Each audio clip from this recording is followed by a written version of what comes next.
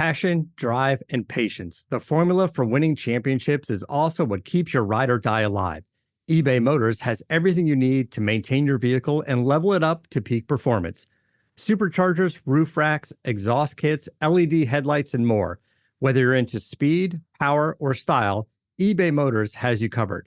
With over 122 million parts for your number one ride or die, you'll always find exactly what you're looking for. And with eBay Guaranteed Fit, your part is guaranteed to fit your ride every time or your money back. Because with eBay Motors, you're burning rubber, not cash. With all the parts you need at the prices you want, it's easy to make your car the MVP and bring home huge wins. Keep your ride or die alive at ebaymotors.com. Eligible items only. Exclusions apply. See ebaymotors.com. At your job, do you ever have to deal with a nose roller? How about a snub pulley? Well, if you're installing a new conveyor belt system, dealing with the different components can sound like you're speaking a foreign language. Luckily, you've got a team ready to help. Grainger's technical product specialists are fluent in maintenance, repair, and operations. So whenever you want to talk shop, just reach out. Call, click Grainger.com, or just stop by. Grainger, for the ones who get it done. To the house! It's time with JMU Hall of Famer and someone who knows a hell of a lot about taking it to the house. Joyce breaks a tackle and goes in for a touchdown. Another spectacular run by Delvin Joyce. Delvin Joyce brings his unique perspective to the podcast to break down all things he's seeing about JMU football, with a little help from EPA King Jack Fitzpatrick and Bennett Conlon. Here he goes. He's going to try to beat the punter. He does. He's gone. And that is a touchdown. Welcome into To the House. Getting jerked back and forth. Oh, he broke his ankles. Now he's got an entourage. And he's got a touchdown. Now, here's Delvin Joyce with Jack Fitzpatrick and Bennett Conlon. Welcome to episode 2 of To the House. I am your host, Delvin Joyce. Some people call me the People's Choice. I am joined by Jack Fitzpatrick, also known as Jay Feezy. What's going on? All right, I'll take that. That's the first time I've ever heard that in my life, but I'll roll with it. We'll go with it. So, Jack, I don't know if you noticed, I am extra hyped today because it was game week. We got to actually see these Dukes in action. We also got a dub, and we also got to meet each other for the first time in real life. It was a blast. What a weekend it was. I can also hear, you can probably hear it in my voice. I can hear it in your voice as well. Probably a lot of cheering on Saturday, a lot of screaming and yelling, and you should have heard my voice yesterday. But it was an awesome time meeting you in person. It's been a lot of face-to-face via a screen, but seeing you face-to-face in real life. You did say I was taller in person. I didn't know how to take that. Yeah, I thought you were my height. I also thought you were much older, and now that sort of explains, you know, some of the Gen Z millennial stuff that I hear on the JMU Sports News podcast.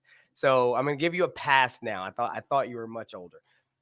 But yeah, it was awesome meeting you. It was awesome meeting Bennett as well. You guys came bearing gifts. You brought me a very nice bottle of bourbon, as I am a bourbon guy. So you brought me a bottle of Penelope, the Architect, which is one of my favorite pours. So very much appreciate it. And it's interesting as I went through the entire weekend, seeing a lot of these JMU folks, I also got a recommendation for a new bourbon that was released by the Montpelier Collective. And so they have their own whiskey that is going to support the NIL program at James Madison, and it is called Champions Drive. And I'm not going to say who recommended it to me, but he is also a bourbon guy. So I very much so trust his palate. And he says it's fantastic. Heard it's a weeded bourbon as well. So if you like a weeded bourbon, it's very good. Bennett just got his in the mail, so I might have to drive up to his apartment and steal some from him. No, you might have to go buy one yourself so we can keep our starting quarterback. You're right.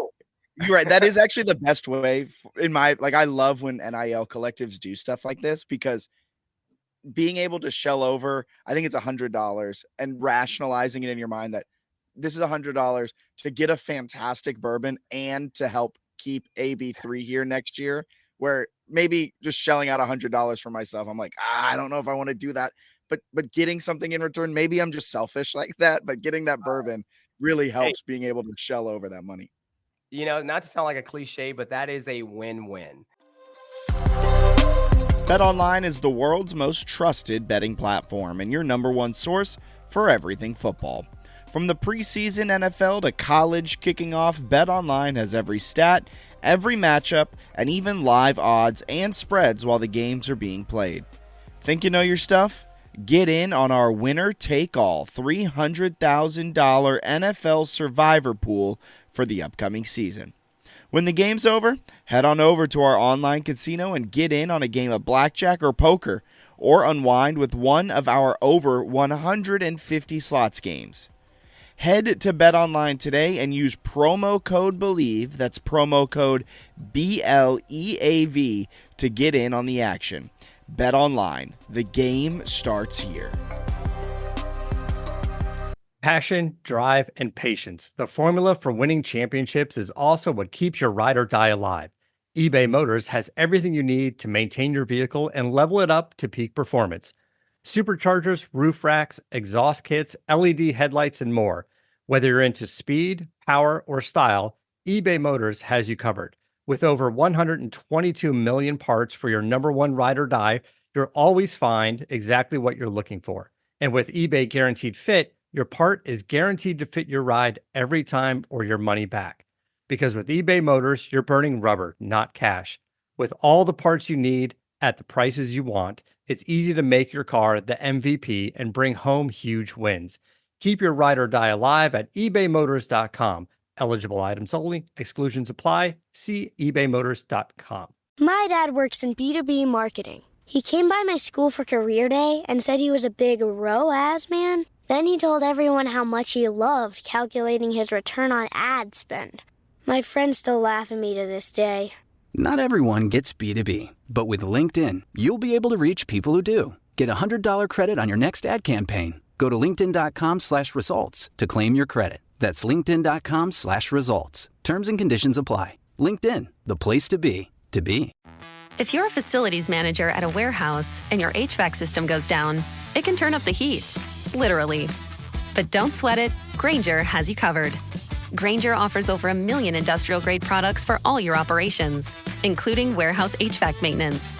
And even better, they offer access to experts and fast delivery, so you and your warehouse can both keep your cool. Call 1-800-GRAINGER, click Grainger.com, or just stop by. Grainger, for the ones who get it done. And again, to your earlier point, we may have to, if you and I go to games in person, we may have to pick another night to record because my voice is just now coming back.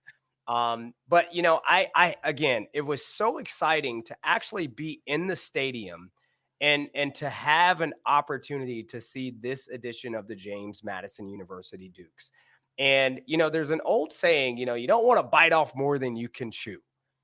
But I would also say I'd rather choke on greatness than nibble on mediocrity.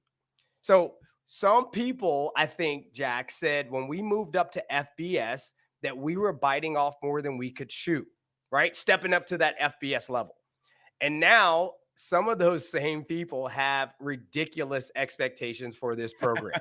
Ridiculous expectations. I mean, I'm sitting in the stadium, and in the first 5 minutes, I'm hearing some of the things coming out of the crowd.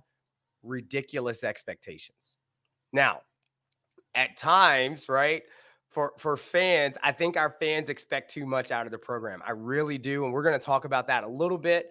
But I also think that is a good thing because in a lot of ways, we've been choking on greatness for the last 15 years. And so our fans have that expectation for us.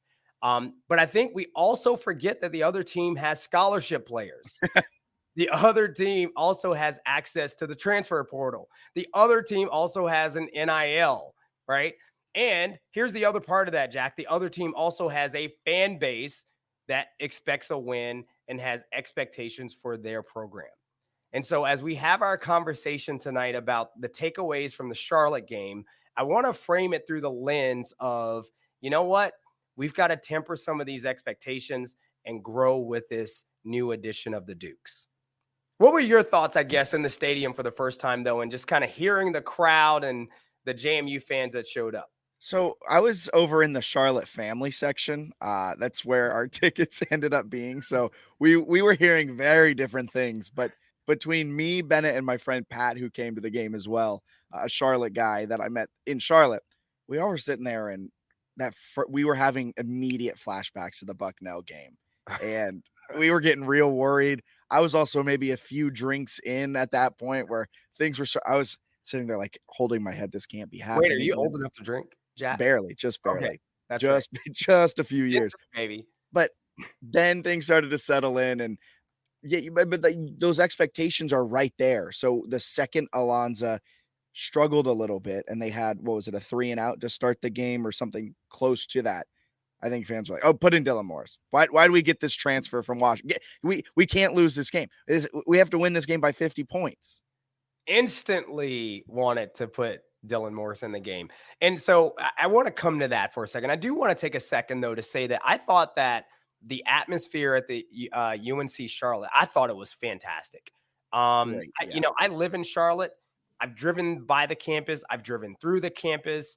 I've done some speaking engagements on the campus, but I never really spent any time there. What a beautiful place. And so, I caught some shade from some of my UNC Charlotte alum friends in the area because on the first episode of To the House, I called it a commuter school. And so I think they are trying to shed that image. But if you are from out of state, I could totally see why you would want to go to that school now, not necessarily only kids in the backyard of Charlotte. Yeah, I think this is the first year too. Charlotte is requiring first-year students to live on campus. So they're really trying to shed that commuter school moniker. Absolutely. Yeah, I think that's a good thing. So, Jack, I want to go through some things that, as we talk about, obviously we're going to talk about ABIII. And I love, the title of this pod, right? ABIII restarts, right? And I want to talk about him and kind of his indoctrination into that starting role. And I just want to talk through the lens of some of the things that I sort of expected to see as the Dukes came out of the tunnel this week. And the first thing that I will say is that I expected to see a slow start on offense, especially. They've been going against, each other for the last however many weeks in camp and in practice and in, spring game and all those things. They've been seeing the exact same people. And if you look at what happened in college football across the country, you saw a lot of football games that looked just like that. So I expected to see that slow start. Now, I don't know what your expectations were. Well, I was saying it a lot, and this is also my way of always to try to temper my own expectations. I was high on Charlotte's defense going into that game. Ryan Osborne is a damn good defensive coordinator. And then you get into the mindset, you get into fan mode the second the game starts, and you want them to score on every single play. And that's just not realistic. I rewatched the game today, and I was blown away by actually how good the offense was, specifically in the first half. They couldn't, execute a few times, but they kind of, on the rewatch, blew away my expectations. They moved the ball efficiently. The run game, which I'll ask you a few questions about the running game later on in the podcast, but they were moving down the field. Alonzo was settled in. Alonzo was making throws, a drop here, a batted ball there, and things kind of got off schedule. But for the most part, they stayed on schedule, and they blew away my expectations for what they were going in. In the moment, they didn't live up to my expectations. I was negative. There's never going to be a win in this program again. We're washed. And 48 hours later, I'm on the rewatch, and I was like, oh wow, I was so overreacting. Now, Jack, not to age myself, but I think I am 20 years your senior. And so who advised you after the game, literally after the horn sounded? You've been here before. You've seen this a few times. You did say, tomorrow on the rewatch, text me and let me know your thoughts on the game. And I think it was this morning where I was just like, okay, maybe I was a prisoner of the moment. Yes, you were. And you said you were right. And, as a Virgo whose birthday is coming up because it is Virgo season, I love hearing those words. You were right. So anyway, and by the way, if astronomy is not, or if astrology is not a thing, how do you explain why Virgos are always right? Like, how do you explain that? Look, I'm a Pisces. I don't know exactly what that means, but I just know Pisces are the best sign. I think you're like a fish or something. So. I am two fish. But in terms of that slow start, right? ABIII, I think, started out 1 for 6. And so you kind of heard some of those. I was dumbfounded by the fact that we heard some boo birds in the first half. We also heard a lot of groans and mumbles and people saying they want, Dylan Morris. And, I think that when you think about a quarterback controversies are really mostly about fans. The quarterback controversy is never about the locker room or the coaching staff. And if you always think about, the last several quarterback controversies that you've seen at big time college football, it's always fans saying they want to see the other guy. The coaches have much more intimate knowledge of what the players are capable of. And once they've made that decision, then there's really no controversy in the locker room or the coaching staff. And so I heard a little bit of that controversy starting. Thankfully, ABIII was able to sort of put some of that to bed by some phenomenal play in the second half. Well, the second he connected with George Pettaway with 50 seconds to go in the first half, you're like, oh, that's why they made him the start. Like, his deep balls were some of the best I've ever seen. And I was in that end zone. Yeah. So the JMU fan section was in that end zone. And we literally watched him toss that ball like a flick of his wrist. And it was a perfect dime. And in the moment, I didn't even realize that was Pettaway. I thought it was Dollison. I was like, which receiver is this who caught this ball? Because he caught it at the very back of the end zone. I mean, it was a great throw, but I think it was an even better catch. And when you go back and you see that it was a running back who made that catch, I mean, hats off to both of those young men. And that makes me even more excited for what we're going to see from this offense. I mean, the offense had so many wrinkles. The Cam Ross end around reverse. You saw the Logan Kyle on 4th and 1 hand off as he was in motion. You're getting the tight end involved in the running game. He didn't get the first down, but you love to see that. I don't know if you heard this as well. The first pass play of the second half was the Alonzo Barnett throw to Dollison. It was a little up and out. Dylan Morris called that play at halftime. Yeah, I did not hear that. Apparently in halftime, Morris just kind of said, this play is going to work from what we've seen in the first half. And Chesney and Kennedy and Barnett believed in it enough. They called it as the first pass play. And what did it go? And it just allowed a 70-yard touchdown? 73 yards. That. I mean, listen, that is fantastic. And I think Dylan Morris, I think Coach Chesney said this in his press conference after the game. I think Dylan Morris still has a role to play on this team. So, I feel bad for that young man that he's, obviously there's only one quarterback that can play. And so we said it last time, we just want the best person. Right now, it seems that's ABIII, but I hope Dylan Morris keeps his head up and will, continue to be a great teammate, which it sounds like from Coach Bob Chesney's press conference. That is exactly what's happening. These guys are rooting each other on. It's going to be awesome. And it feels like now in today's era of football, you're going to have your backup play a few meaningful reps this season. It feels really good to have Dylan Morris back there. And he's, a Pac-12 former starter who barely lost out to Alonzo Barnett. And that's the backup. That feels really good for, inevitably when Alonzo has to miss a drive or God forbid a game or something like that. Yeah, that's what I was going to say. I mean, imagine, the embarrassment of riches when the Power 5 transfer is your backup. So yeah. I feel really good about where we are, especially if ABIII is going to be using his legs this year. That's a little scary. Every time he took off running, he made some fantastic runs. But for me, I'm like, get down. Get down. Yep. We don't need any injuries. The other thing I did expect to see, I know we're going to talk about the running game a little bit later. I did expect to see some missed blocking assignments.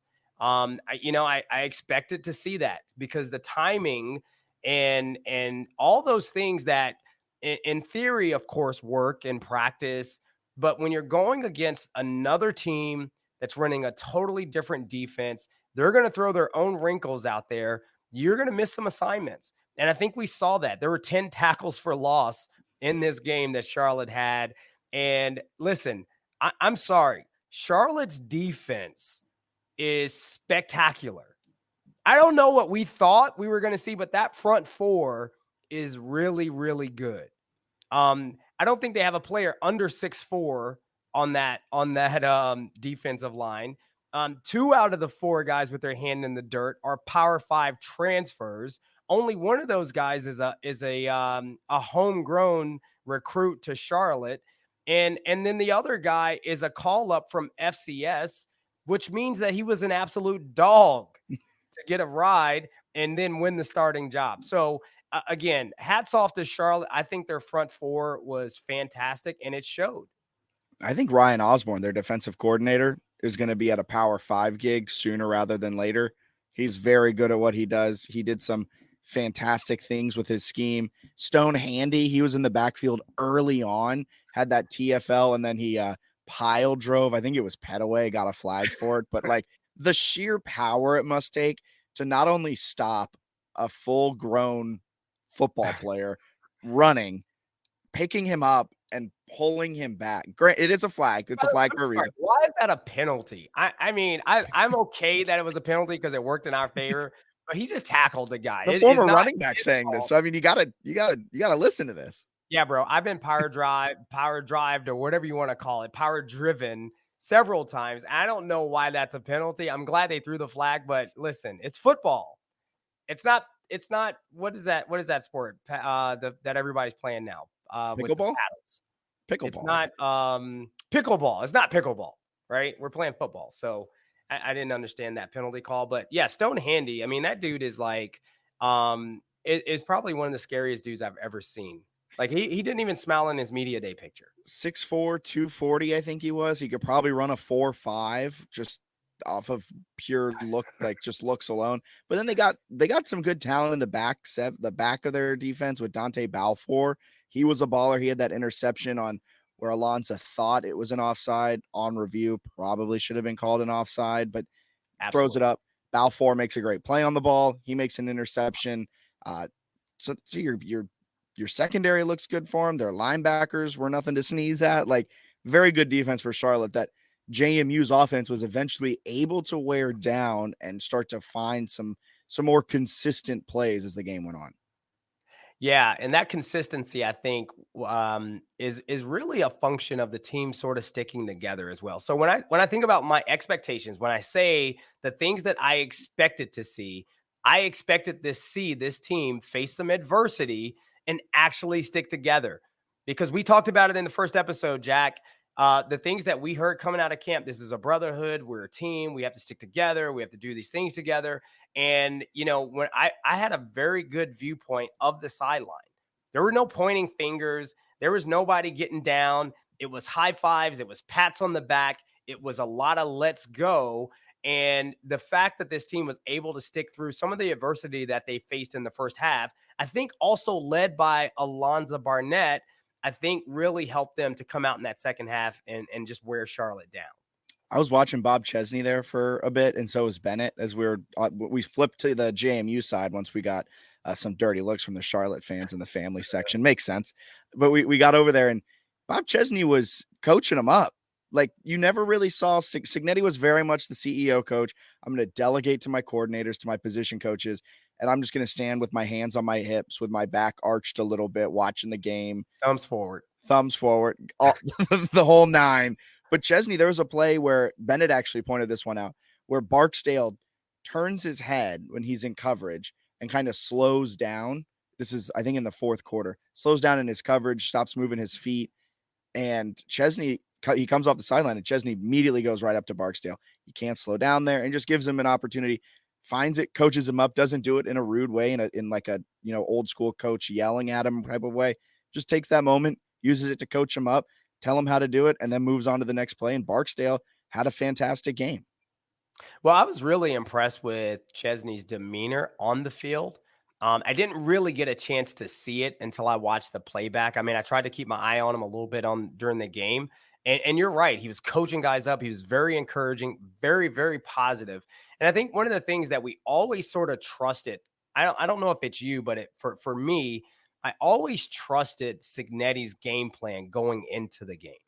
Like, even if we were outmatched, I knew that if Cignetti had enough time to prepare, he was going to develop a fantastic game plan, and that alone would keep us in the game. And so I think as a fan base, we have to start building some of that trust in Coach Bob Chesney and the entire staff. And we just got to sort of trust the game plan. I feel like, that first half, things didn't go well, and the fans didn't necessarily trust that things were going to turn out the way we wanted them to. Not only the game plan, can you trust it? You can trust the adjustments they're going to make at some point during the game. The adjustments they made from the first half to the second half, even in the second quarter, Max Brown started that game on fire for Charlotte. He was kind of picking apart JMU's defense. He was using his legs, and JMU didn't really have an answer. It was a tough, weird fumble that he had, just Charlotte continuously shooting themselves in the foot time and time again in that first half. And then things kind of flipped, and Max Brown couldn't hit an open receiver. The tight ends were a huge part early on for Charlotte's offense. Lyle Hemphill said, all right, never mind. You're not throwing to them for the rest of the game. And Max Brown didn't know what to do with himself. The run game never got going. The adjustments, specifically the defense made, were really, really great to watch. Yeah, those second half adjustments. I mean, I think, again, that was always an advantage under Cignetti. Like, we're going to come out of halftime and we're going to do pretty well because, I thought Cignetti was a very, very smart coach. I think his entire staff was smart. I think the fact that he came from Alabama also, I think under Nick Saban, I think it always gave me some level of comfort. And I think we're just going to have to learn some of the things that are going to happen under Chesney. And I think it's going to be even better. Now, some of the things that actually surprised me, I was surprised that our kick return coverage was so bad. That was not something that I was expecting going into that game. And Charlotte, every time, and again, I'm looking at this as a kick returner. And there's an old saying that we have as kick returners: if you can make one miss, you can make 10 miss with one move. And there were so many kicks in that game where the return guy was one move away from making all 11 guys on our defense or on our coverage unit miss. And I was nervous every time we kicked the ball. He's good back there. He was pretty good. He's a beast. He was pretty that one right before the end of the first half, you score with 50 seconds left, you kick it to him. I think he brings it out to the 30 or the 35 and was one move away from making us look bad. No, I think he brought it out past the 40. Okay, was it past a lot? It was a lot. It was past the 40. So again, some things that we got to tighten up. And that kind of thing happens. First game, kickoff return and kick coverage is one of those really hard things to practice in training camp, because you're not going to run down the field and tackle the return guy in practice. Like, nobody does that during training camp. And so, I sort of expected that, but I just was a little surprised that we had that. Now, the other thing that surprised me were some of the letdowns that we had on third down. I mean, there were some third down plays, obviously, specifically the big run that they had. I think it was 3rd and 25. And we came up right up the middle to the running back.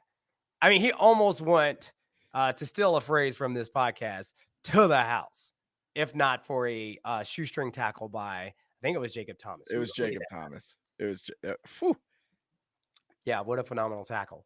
But yeah, so some of that stuff, I mean, again, you're gonna see that, but that did surprise me.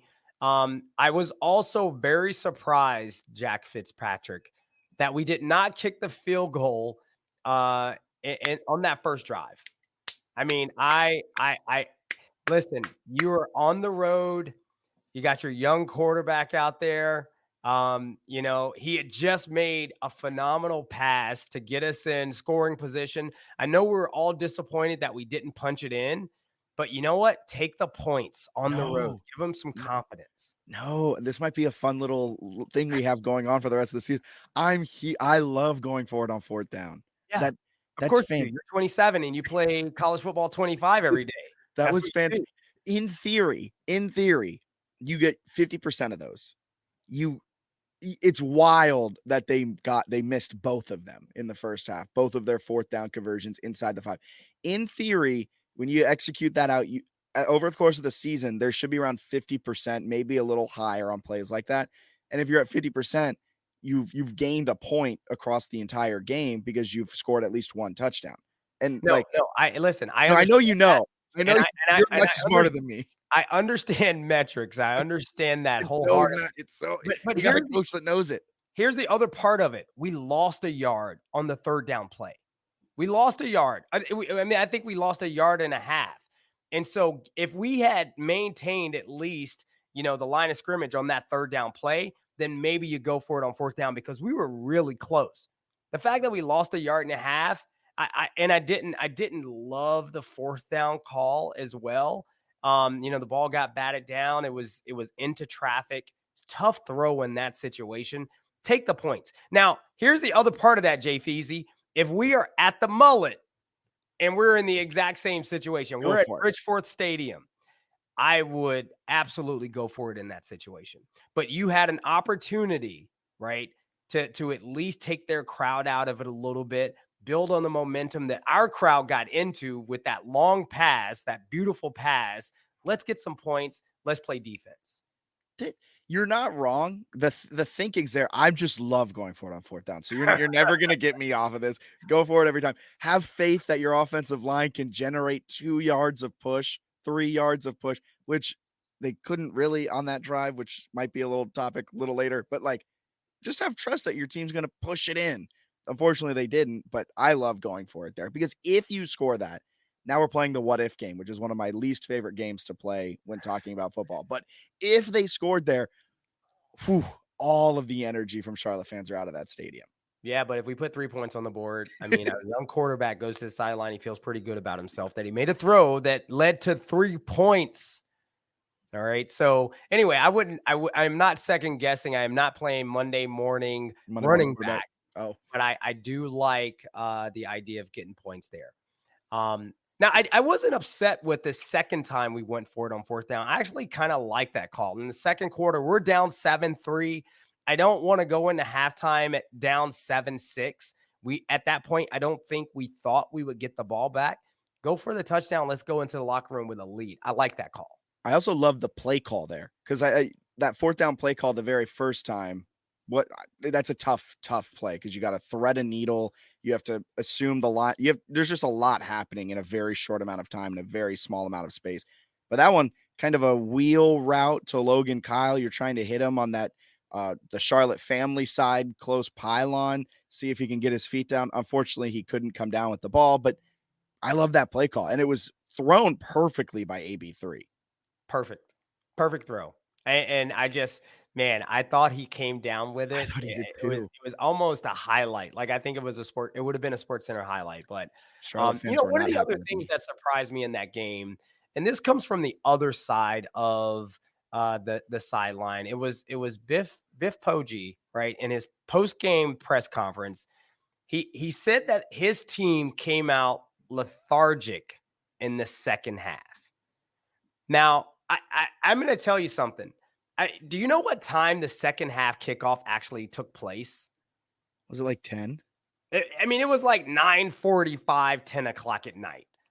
And, I think Coach Chesney, all training camp long, he's always talked about practicing like an NFL team and going over situations and putting the team. I think they had the band performing at practices to simulate crowd noise and band noise and all these things. And I gotta think that Coach Chesney had done something to prepare the team for the fact that they were going to be kicking off at 8 p.m. because there is a whole lot that goes into that, Jack Fitzpatrick. You got to wake up.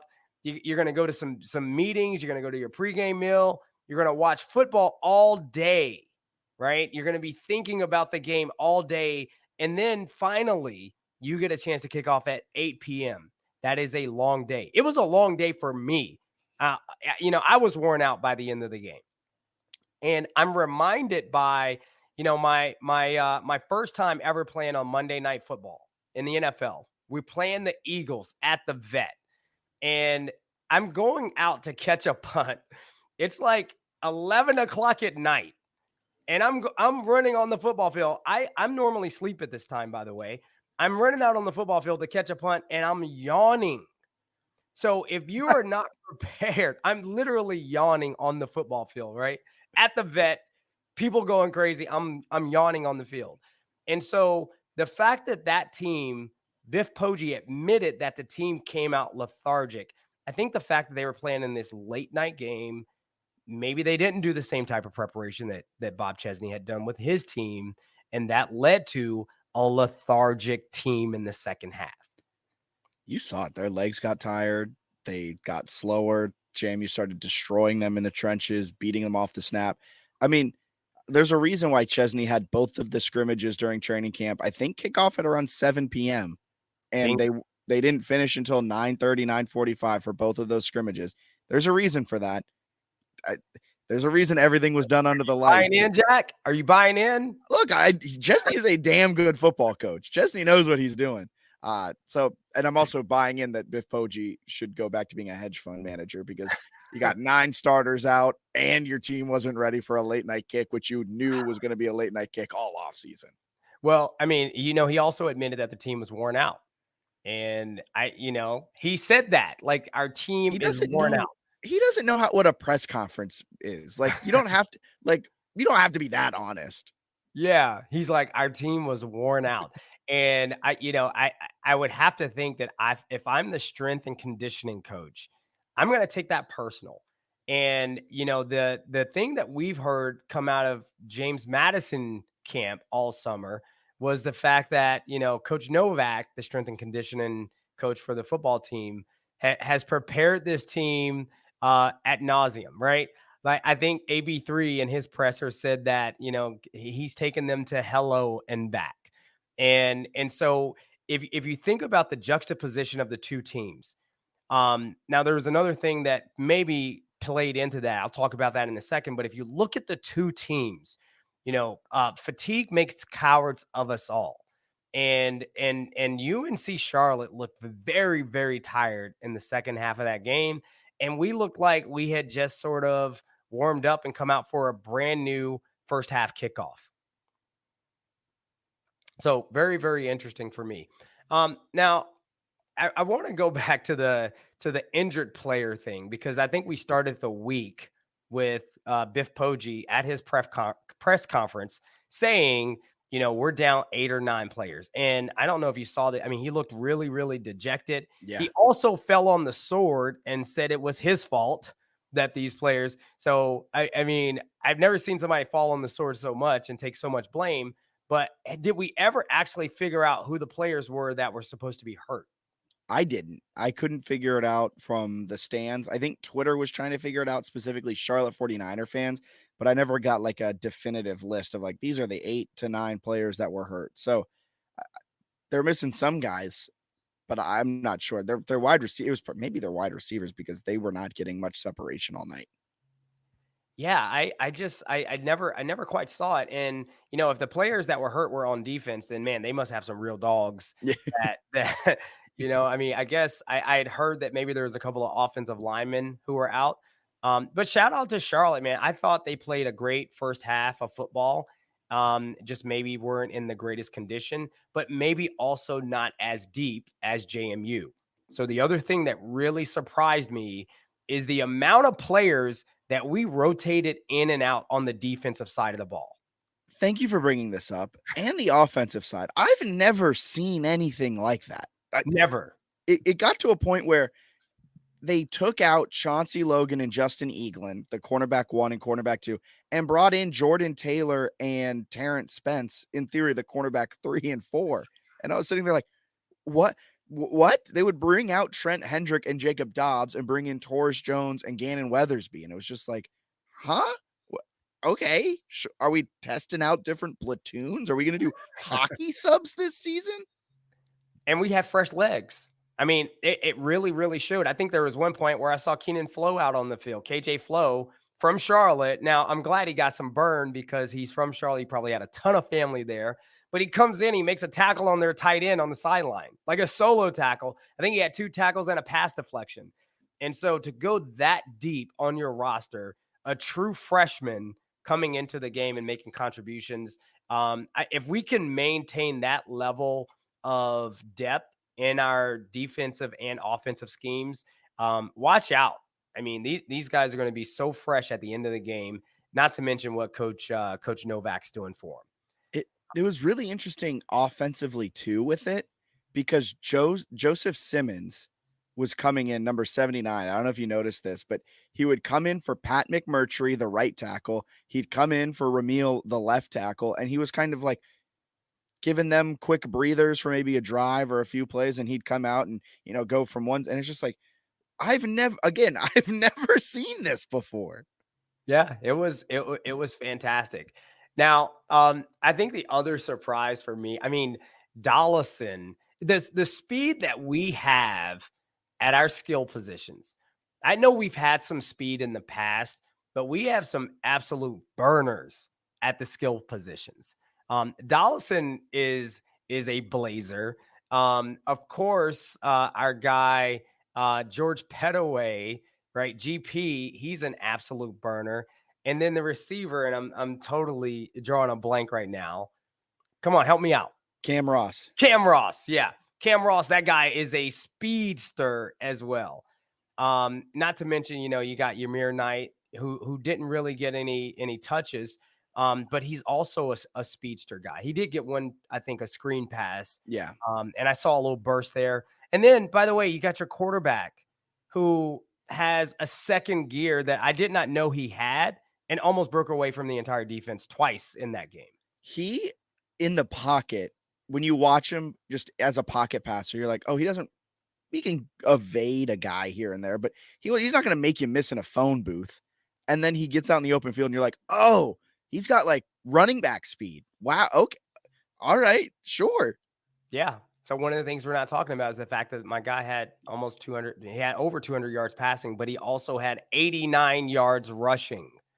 And so that is going to be trouble. I mean, that is going to spell trouble for opposing defenses. Now, my last takeaway from this game, I gotta say, for me, I was really surprised that the refs let them celebrate touchdowns. I mean, I watched football all weekend. I was partying all day Saturday, so I missed a lot of games. So I watched a lot of the games on replay on Sunday, and there was a lot of celebrations. And I'm wondering if the referees are at home playing college football 25 and because there's celebrations on there, but I saw some more elaborate celebrations in real games and there were no flags thrown. Did you watch the LSU USC game last night? I did. Yes. So the LSU receiver gets flagged for a celebration because he does a gun motion towards the USC players. That's out of bounds. Yeah. Let's think it through. It's out of bounds. But throat slash. But I heard the announcers, I think they were talking with one of the rules officials where you're allowed to, they're allowing players to celebrate more if you celebrate towards your own sideline and towards your own players, where it's not taunting, but you can celebrate. Yeah, I actually like that. I think that's right. I mean, you don't want to go crazy, you don't want to do like ridiculous stuff, embarrass your university, but I do think for all these players, they should be able to have a little fun, especially because, some of them are millionaires now, right? So let them have a little fun. Any final thoughts, I guess, on the game and just big takeaways for you on the way this thing went? So I have a question for you, Delvin, because watching the rewatch, the only thing that I left still a little negative was the running game never found its rhythm that I was expecting it to find. And I'm kind of having flashbacks. It felt like last offseason, this offensive line is going to be so good. The running back room is going to be so good. There's no reason why they shouldn't average 150 yards rushing per game. Io had 16 attempts, 41 yards.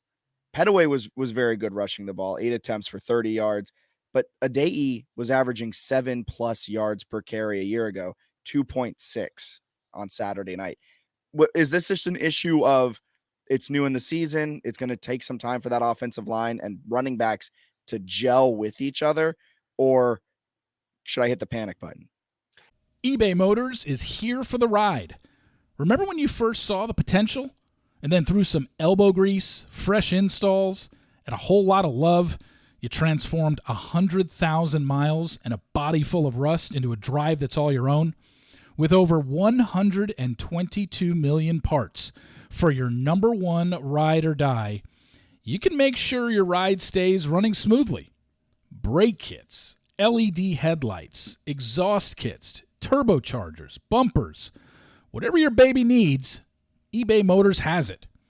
And with eBay Guaranteed Fit, it's guaranteed to fit your ride the first time, every time, or your money back.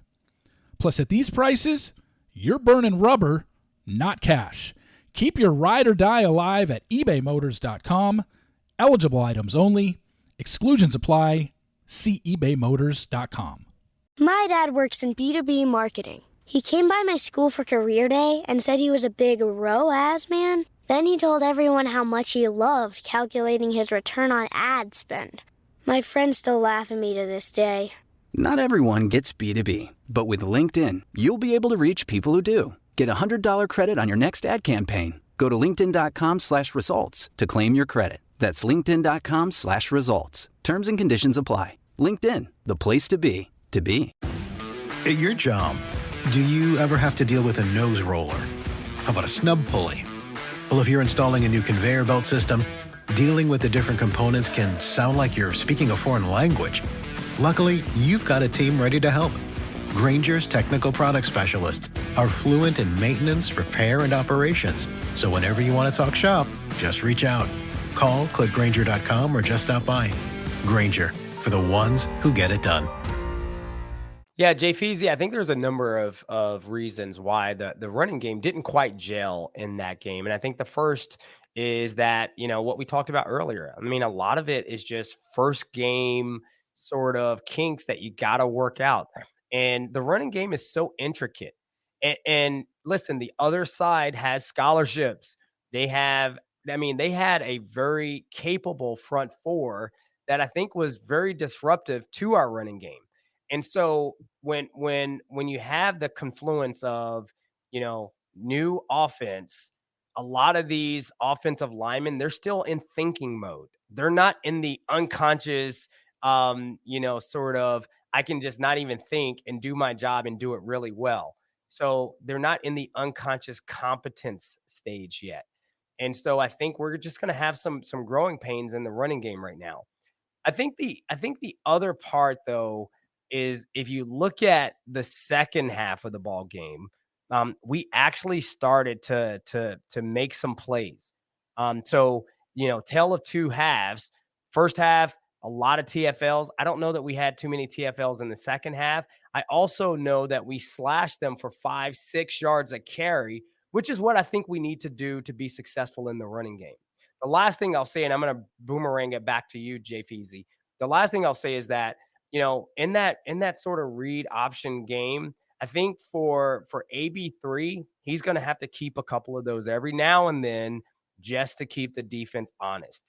When we're in the stands, we're like, wow, if he had just kept that, he would have hit his head on the goalpost. Yeah. What you realize as a fan is that the reason that he's wide open on the keep is because he handed the ball off and the defense saw that he handed the ball off.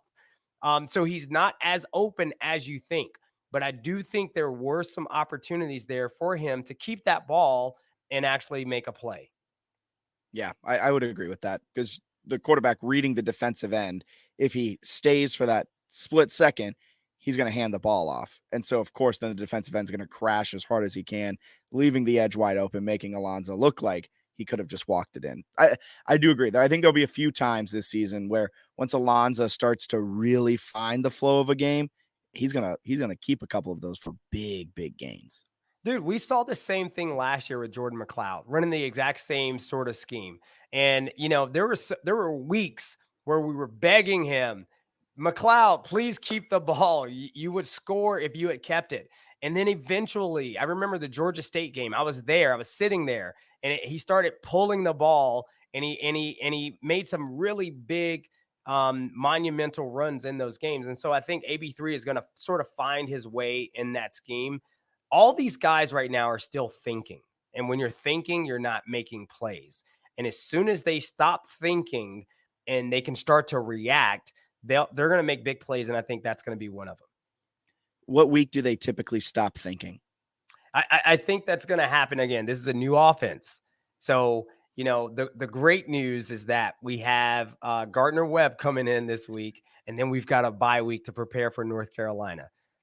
So as we segue to talking about, I guess, this Gardner Webb program and the expectations that we have for this upcoming week, I think that this is a fantastic opportunity for this team to sort of hit the reset button, watch a lot of film, see the things that they've done well and that maybe that they did not do so well, and come out against Gardner Webb and really put on an exhibition.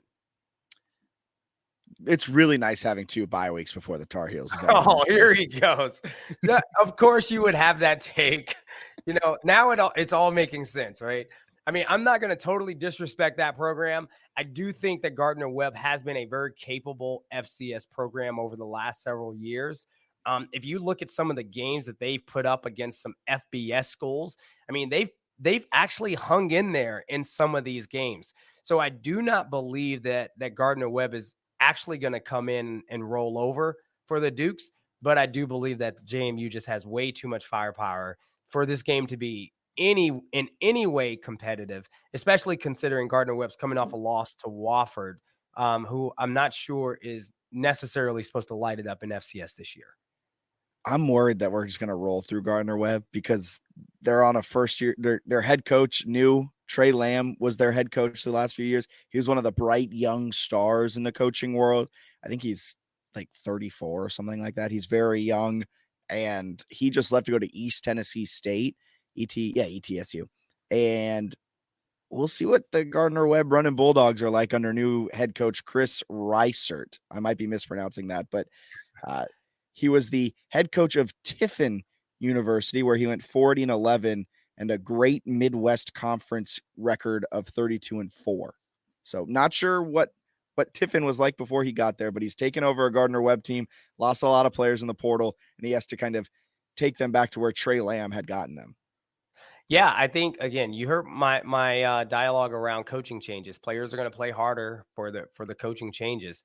I will say, if I am Coach Chesney, what I really want to see this week is the team actually come out and execute. Like this is the opportunity to come out.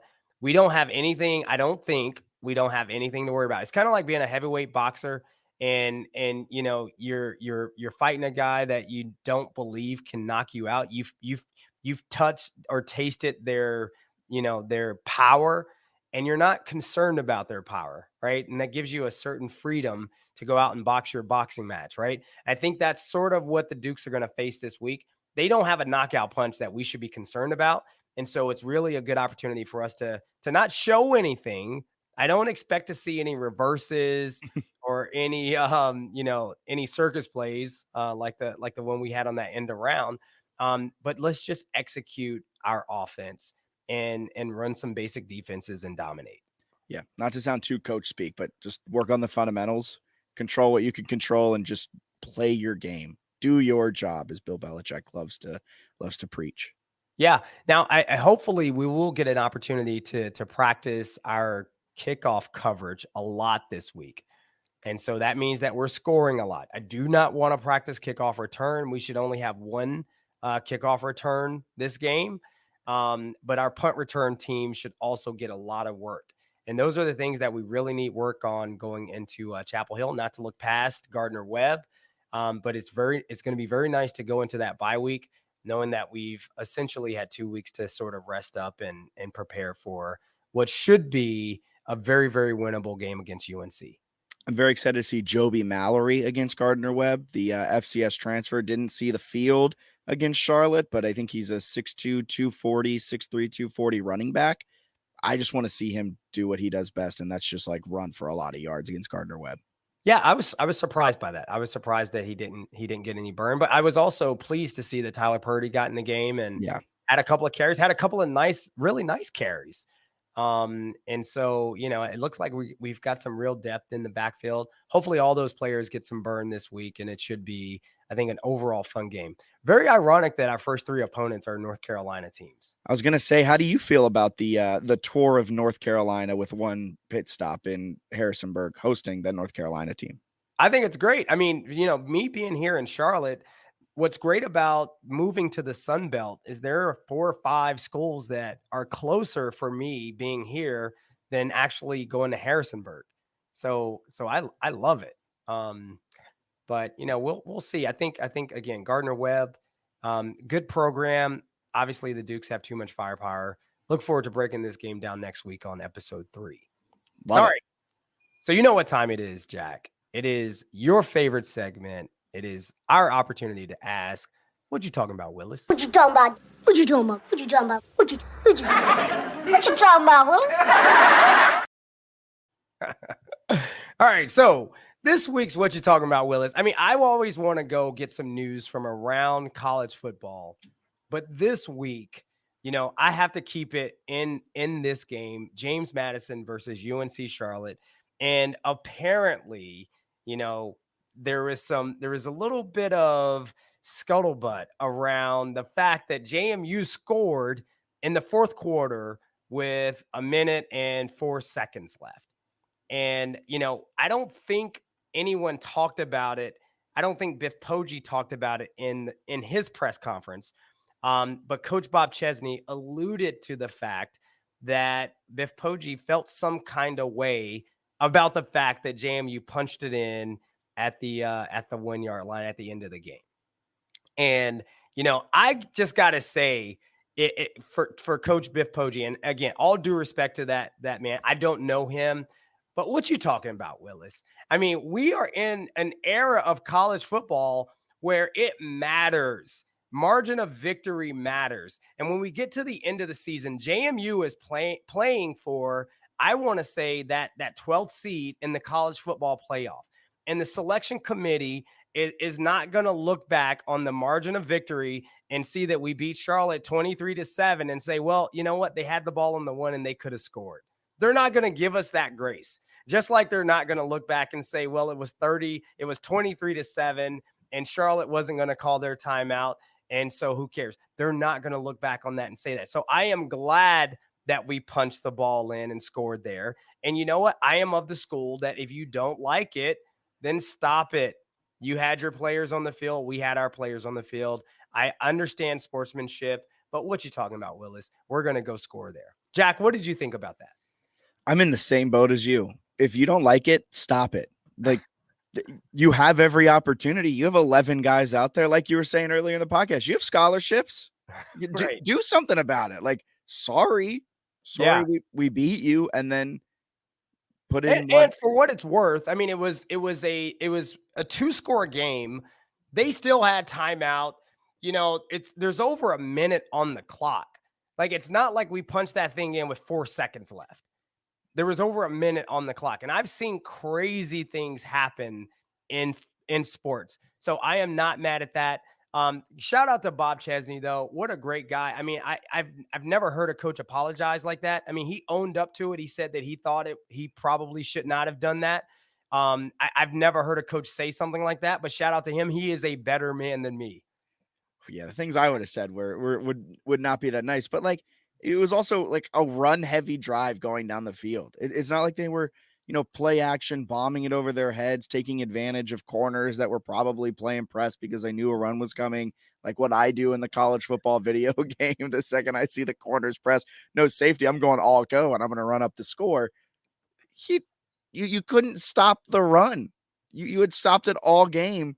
You couldn't stop the run. Just stop it. And don't be upset. I mean, if you don't like it, stop it. I mean, I'm with you, man. All right, JMU Nation, it's time for us to take it to the house. Of course, this is my closing commentary, and I got to go to my guy, Alonzo Barnett III, because he said something in his post-game presser that reminded me of something my dad said to me after a very disappointing finish to a high school football game in my sophomore year.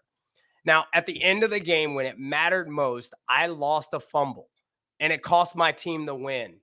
And I was in tears and pretty much inconsolable.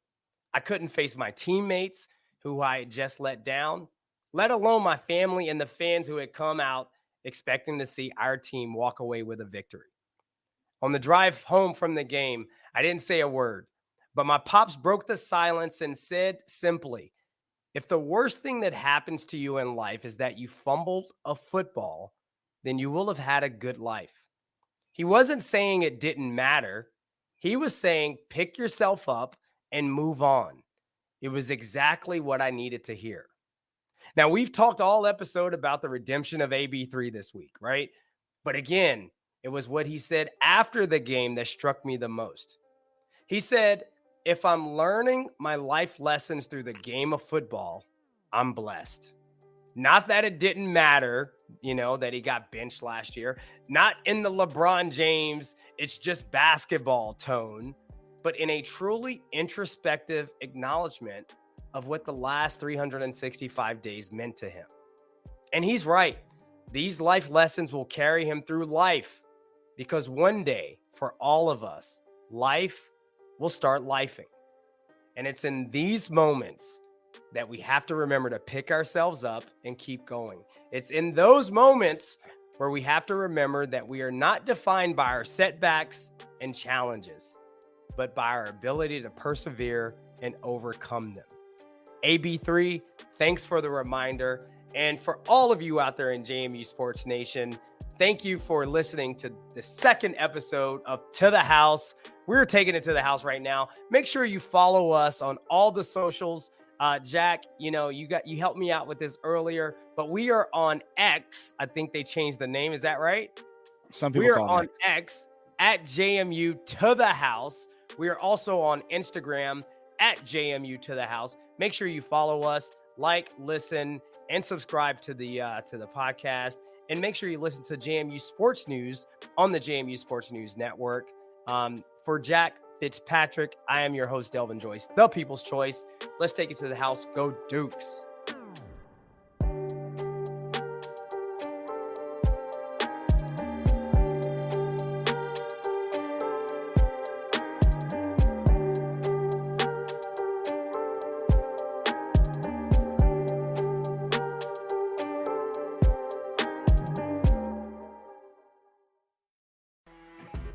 You know when you're listening to a true crime story that has an unbelievable plot twist that makes you stop in your tracks?